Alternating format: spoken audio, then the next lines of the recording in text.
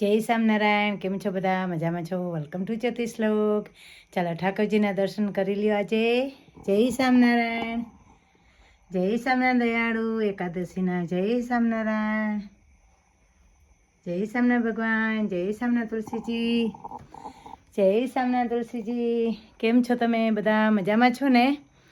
આજે છે ને એકાદશી છે, તો તેના માટે હું આજે ફરાળી ખીચડી નાઈસ બનાવવાની છું.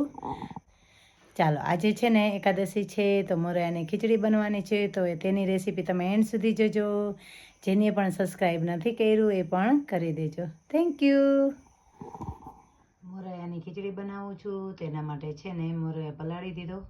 જોઈએ મોરૈયાની ખીચડી માટે ગાજર, પછી બટેટા ને કોબી, પાનકોબી મૂકવાની છું. ને હવે હું વઘાર કરી લઉં, તો તેના માટે તેલ મૂકું છું.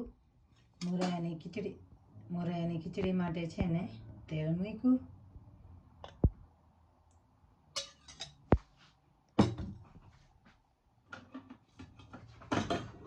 તેમાં હું મૂકીશ જીરું ને મરચું, ને ઉપરથી છે ને પછી જ્યારે ઉકળવા આવશે ને ત્યારે તજ લવિંગ ઉપરથી મૂકીશ.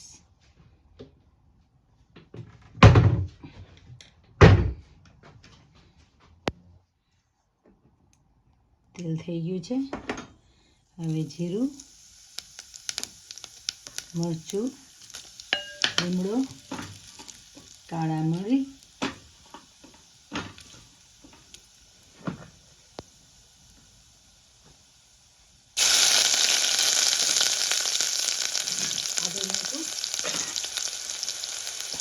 આદુ મરચું,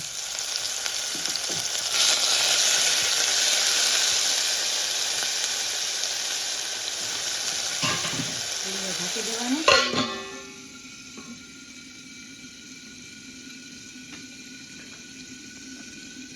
ઢાંકી મૂકવાનું. એમાં બટેટા, ગાજર ને કોબી અને સુકળાવી લેવાના. આવી રીતે સુકળાવી લેવાના. હળદર જે ના ખાતા હોય 11ના દિવસે, જે 11ના દિવસે હળદર ના જમતા હોય તો એ સ્કીપ કરી શકો છો. પણ અમે છે ને હળદર ખાઈએ છીએ, એટલે અમે થોડી હળદર મૂકશું. એમાં સ્વાદ અનુસાર ધાણા જીરું થોડું વધારે નહીં. ધાણા જીરું અંદર શેકાઈ જાય ને તો છે ને કડકું ના આવે. આવી રીતના તળી લેવાનું, શેકી લેવાનું. હવે છે ને ઢાંકી દેવાનું. 1 મિનિટ માટે ઢાંકી દેવાનું. એમાં તેલ ઓછું મૂકો ને, આમાં મોરૈયામાં તેલ ઓછું મૂકો ને તો પણ ચાલે, એમાં વધારે તેલ ના જાય. હવે છે ને એમાં પાણી મૂકી દઈશ.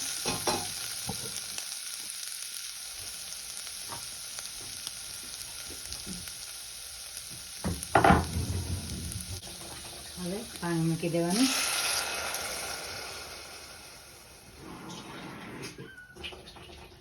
ને મોરૈયામાં છે ને હંમેશા પાણી જાય વધારે, એટલે મોરૈયો હોય ને એનું ડબલ પાણી મૂકી દેવાનું. ને પછી ઉકળવા દેવાનું. ઉકળી જશે ને એટલે છે ને એમાં મોરૈયું મૂકી દઈશ. હવે છે ને 2 થી 3 મિનિટ ઉકળવા મૂકી દેવાનું. પાણી ઉકળી જશે ને પછી મોરૈયું મૂકીશ. પાણી મસ્તનું ઉકળી ગયું છે. છે ને એમાં મોરૈયું મૂકી દેવાનું.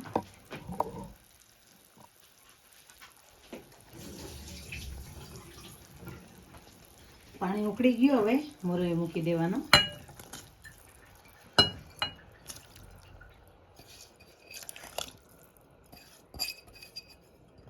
કે મોરૈયું આપણે ખાઈ શકીએ ફરાળમાં.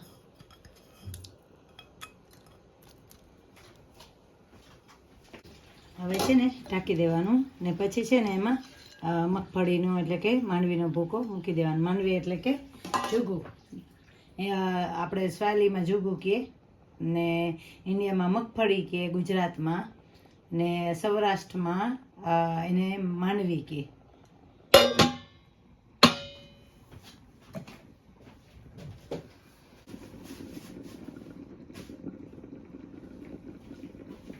હવે છે ને ઉકળવા મૂકી દીધું, જે ઉકળી ગયો છે, ઉકળે છે ને 1-2 વખત છે ને તમારે આવી રીતે નીચે છે ને આ ચમચો ફેરવી લેવાનો, એટલે કે આવી રીતે હલાવી લેવાનું, નકર છે ને મોરો નીચે બેસી જશે. સાંબો પણ કહેવાય, મોરૈયો પણ કહેવાય છે, જૂઠું કહેવાય ને મગફળી પણ કહેવાય, માંડવી પણ કહેવાય.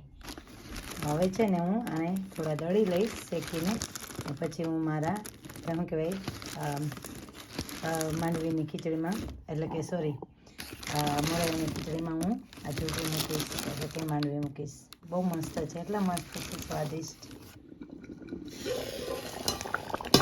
છે ને. હજી થોડું પાણી જશે, પાણી હંમેશા ગરમ રાખવાનું.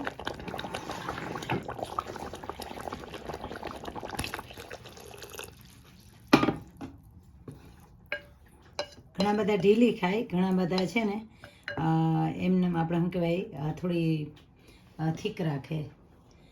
તમારા પ્રમાણમાં તમારે તમે જેવી જમતા હોય ને એવી ખીચડી કરવાની મોરૈયાની.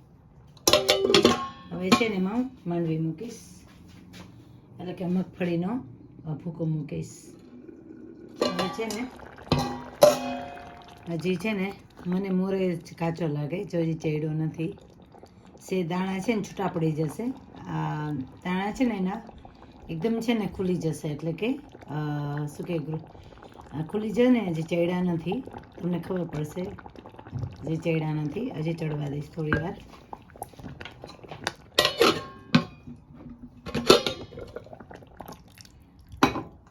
જોતું હોય ને એટલું પાણી મૂક્યા રાખવાનું. સિંગનો ભૂકો મૂકીશ, થોડું પાણી હજી મૂકીશ, કે હજી પાણી જોશે. પછી છે ને થોડું પાણી મૂક્યું એમાં,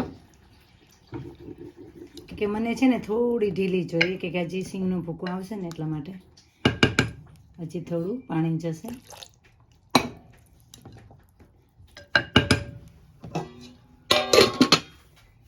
થોડી વાર રાખીશ હું, કે પાણી મૂક્યું ને એટલા માટે. ને પછી સિંગનો ભૂકો મૂકીશ. ફરાળી ખીચડી ચડી ગઈ. હવે છે ને સિંગનો ભૂકો મૂકી દેવાનો.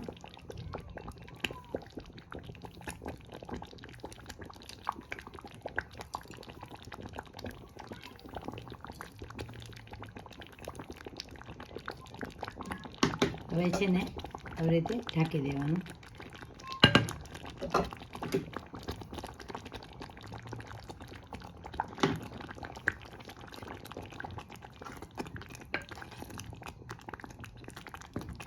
આવી રીતે હલાવી લેવાનું.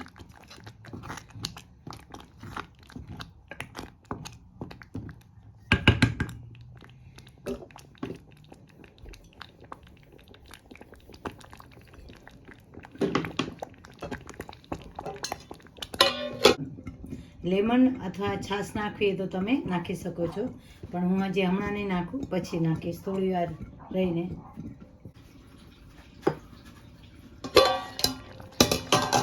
હવે છે ને એમાં થોડું દહીં મૂકીશ, આવી રીતના 1 ચમચી જેટલું. હવે એને હલાવી લેવાનું, એટલે છે ને ખટાશ પકડાઈ જાય, ખટાશ આવી જાય એમાં.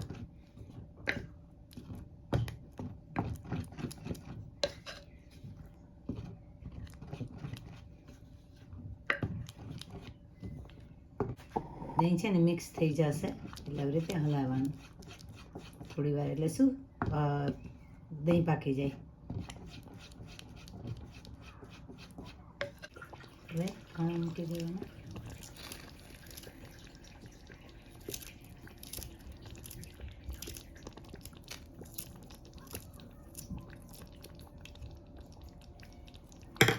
ગેસને બંધ કરી દેવાનો, એટલે ખીચડી તમારી તૈયાર મોરૈયાની.